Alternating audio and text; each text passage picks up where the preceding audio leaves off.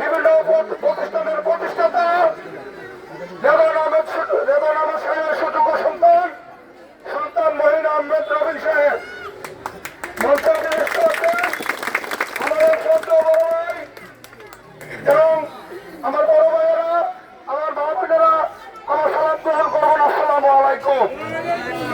আসলে আমি বক্তৃতা দিতে জানি না, তবে আমি আপনাদের পাশে থাকতে জানি, এটা সত্য। আমি বক্তৃতা দিতে জানি না, তবে আপনারা সহযোগিতা আমার কাছ থেকে পাবেন।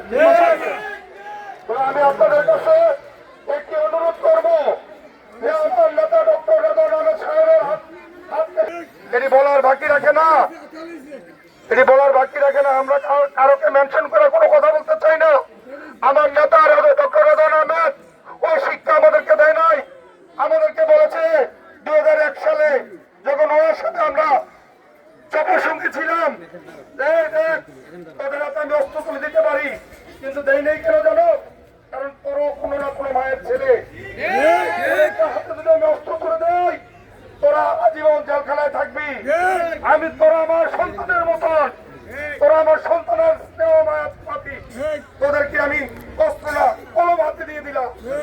আমি বিভিন্ন প্রতিষ্ঠান করে দিলাম, শিক্ষা প্রতিষ্ঠান করে দিলাম, তোদের ছেলে সন্তান, তোদের মা যারা ভাই বোন আছে তারা যেন লেখাপড়া করতে পারে, সেই সুযোগ আমাদেরকে রেদওয়ান আহমেদ করে দিয়েছেন। কিন্তু সন্ত্রাসী শিখায় নাই আমাদেরকে বলেছেন তোমরা সবসময় মানুষের পাশে থাকবা, মানুষকে বুঝাবা, মানুষকে না বুঝালে মানুষ বুঝবে না। আমি ডক্টর রেদওয়ান আহমেদ চান্দিনার জন্য কি করেছি, কিন্তু আমি সবকিছু ব্যাখ্যা দিতে চাই না। আমার সাথে সিনিয়র লিডাররা আছে, ওনারা আপনাদেরকে আন্তর্জাতিক এবং স্থানীয় বক্তব্য দিয়ে আপনাদেরকে অনেক কিছু শোনাবেন। তবে আমি আপনাদের কাছে, আমার মা বোনদের কাছে, আমার ভাইদের কাছে আমার একটু অনুরোধ থাকবে, আমাদেরকে ভালো থাকার জন্য অন্ততপক্ষে গত 17 বছর আমি ঘরে ঘুমাইতে পারি নাই, এটা আপনারা সাক্ষী। আমার মা মারা গেছে, আমার তো অনেক এখানে একটা বেরোর ঘর ছিল, একটা টিনের ঘর ছিল। আমার মা এই রাস্তার পাশে বসে থাকতো, সারা রাত্র আমি ঘুমাইতাম। এখানে গাড়ি দেখলে কত মানুষ, ওই গাড়ি এসে একটা আরো দুটো দৌড় দিতাম। কিন্তু আমরা অনেক কষ্ট করে আমরা আজকে এই পর্যায়ে এসেছি। কিন্তু আপনাদের কাছে আমার একটা অনুরোধ থাকবে, আপনারা 12 তারিখ ধানের শীষে ভোট দেবেন এবং রেদওয়ান আহমেদকে সংসদে পাঠাবেন বিজয়ের মালার বক্তব্য দিয়ে। এই আশাবাদ ব্যক্ত করে আমি আমার বক্তব্য এখানে শেষ করছি। আল্লাহ হাফেজ। বাংলাদেশ জিন্দাবাদ, রেদওয়ান আহমেদ জিন্দাবাদ, তারেক রহমান জিন্দাবাদ। আসসালামু আলাইকুম।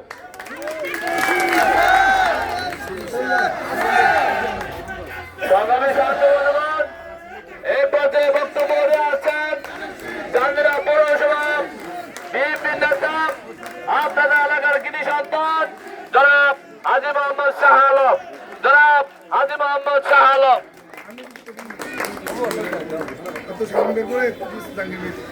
বিসমিল্লাহির রহমানির রহিম। বাংলাদেশ জাতীয়তাবাদী দল বিএনপি কর্তৃক আয়োজিত 1 নং ওয়ার্ডের একাংশে উঠান বৈঠকে সম্মানিত উপস্থিত আমাদের জনপ্রিয় নেতা, যিনি ধানের শীষের কান্ডারি, ধানের শীষ নিয়ে যিনি নির্বাচন করবেন, তারই জ্যেষ্ঠ পুত্র সন্তান জনাব মঈন আহমেদ, সুলতান মঈন আহমেদ। আরো উপস্থিত আছেন এখানে কেন্দ্রীয় ছাত্র দলের সম্মানিত সাংগঠনিক সম্পাদক, সাবেক সাংগঠনিক সম্পাদক জনাব মোফাজ্জল হোসেন বশির সাহেব এবং আমার শ্রদ্ধেয় বড় ভাই জনাব কবিরউদ্দিন ভূঁইয়া সাহেব। এখানে যারা সামনে উপস্থিত আছেন আমার মা বোনেরা এবং বিভিন্ন পর্যায়ের নেতৃবৃন্দ, আমার সালাম গ্রহণ করুন। আসসালামু আলাইকুম ওয়া রাহমাতুল্লাহ। আজকে আমরা একটা জিনিস কিন্তু জানি সবাই, ধানের শীষ যার হাতে আমরা আছি তার সাথে, আমরা আর কারোর সাথে নাই। ধানের শীষ যার হাতে আছে আমরা আছি তার সাথে। তবে এখানে অনেক বক্তব্য আমরা শুনেছি, ইনশাল্লাহ আমাদের পাশে যারা আছেন মূল্যবান বক্তব্য তারাই রাখবেন। তবে আমার একটা সর্বশেষ অনুরোধ আপনাদের কাছে, আমার নেতা যেহেতু সুলতান মঈনুল আহমেদ এখানে উপস্থিত আছেন, ওনারে অন্তত আশ্বস্ত করার জন্য যে আমরা ধানের শীষে ভোট দিব, সবাই হাত তুললে ওনাকে দেখান সবাই হাত তোলেন যে আমরা ধানের শীষে ভোট দিব ইনশাআল্লাহ। মাশাআল্লাহ মাশাআল্লাহ। তবে যাই হোক, ধানের শীষের পক্ষে ভোট চেয়ে, ধানের শীষের পক্ষে ভোট চেয়ে আমি আমার সংক্ষিপ্ত আলোচনা শেষ করলাম। আসসালামু আলাইকুম ওয়া রাহমাতুল্লাহ। পৌরসভা বিএনপি নেতা জনাব কবির হোসেন ভূঁইয়া সাহেব, জনাব কবির হোসেন ভূঁইয়া সাহেব। আসসালামু আলাইকুম। মাইকটা তো ভালো না, কথা বুঝছেন না। আমি আগাগোড়া কিছুই বলবো না, শুধু দু একটা কথা বলবো। আমার অত্যন্ত স্নেহের আমাদের ভাতিজার রবিন সাহেব আছে, সে অনেক কিছু বলবে, আমরা তাকে সুযোগ দেব। তা আমার একটা কথা, যে হৃদয় সাহেব তো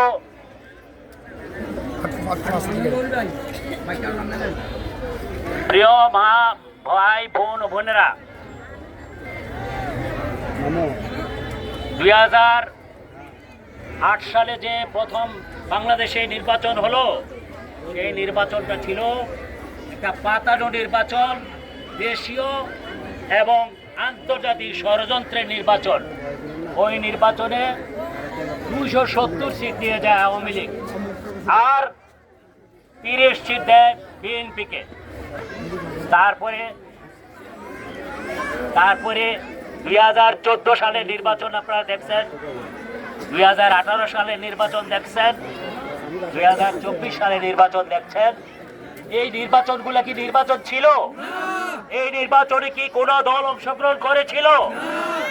2018 সালের নির্বাচনে আমার বড় ভাই, শ্রদ্ধাভাজন বড় ভাই, আমার প্রিয় নেতা, আমার প্রিয় দল বাংলাদেশ জাতীয়তাবাদী দল, আমার প্রিয় ব্যক্তিত্ব জনাব রেদওয়ান আহমেদ, রেদওয়ান আহমেদকে জোটের প্রার্থী হিসাবে 2018 সালে ধানের ছড়া দিয়ে চান্দিনাতে পাঠানো হয়েছিল।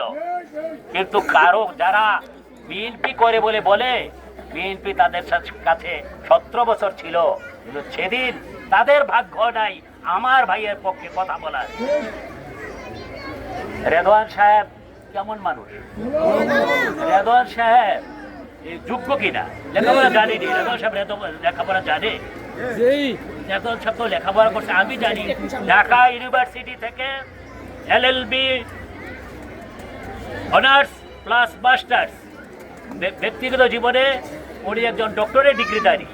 এমন একটা নেতা আমার জীবনে প্রথম লোক, আমার জীবনে, আমার যৌবনে আমি পেয়েছিলাম ওনাকে। আর আজকে এত বছর রাজনীতি করার মধ্য দিয়ে আমরা চান্দিনার কি করেছে, আমার ছোট ভাইয়েরা বড় ভাইয়েরা সবাই তো চান্দিনা কি করছে বয়, এত কথা তো আর আমার বলার দরকার নেই।